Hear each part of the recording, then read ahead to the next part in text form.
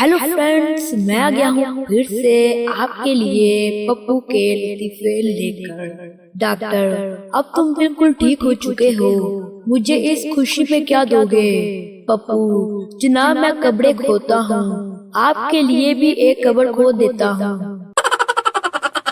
पप्पू, सब्जी में नमक नहीं है। बीवी, सब्जी जल गई है और हम जले पर नमक नहीं छिड़कते।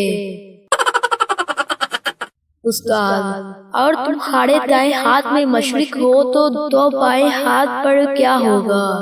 पप्पू जनाब, एक अंगूठा और 4 उंगलियां।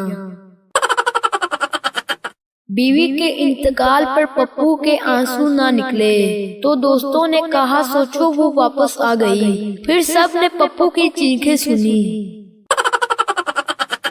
उस्ताद, तुम शहद की मक्खी से क्या सबक सीखते हो? पप्पू, जो छेड़े उसे डंग मारो। बीवी को थप्पड़ मारकर शोहर बोला, आदमी इसी को मारता है जिससे वो प्यार करता है। बीवी ने भी आगे से 2 थप्पड़ 4 लाते और 12 डंडे मारे। मार मार कर शोहर की हालत पतली कर दी और बोली, आप क्या समझते हैं कि मैं आपसे प्यार नहीं करती?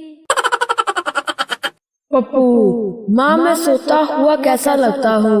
माँ, बहुत प्यारे लगते हो। पप्पू, तो फिर जगाती क्यों हो?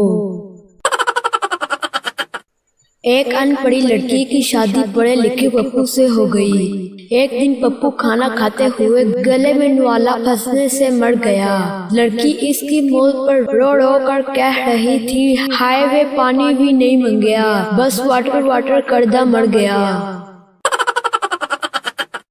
पहला गपबाज, हमारे मुल्क में तो सर्दी की इतनी शिद्दत है कि लोग 2 कंबल लेकर सोते हैं। दूसरा गपबाज, हमारे मुल्क में तो सर्दी की वजह से लोग 4-4 कंबल लेकर सोते हैं। तीसरा गपबाज, ये तो कुछ नहीं, हमारे मुल्क में तो लोग 6-6 कंबल लेकर सोते हैं। पप्पू, यार ये भी कोई सर्दी है? हमारे यहाँ तो सर्दी में गाय दूध नहीं कुल्फियाँ देती है।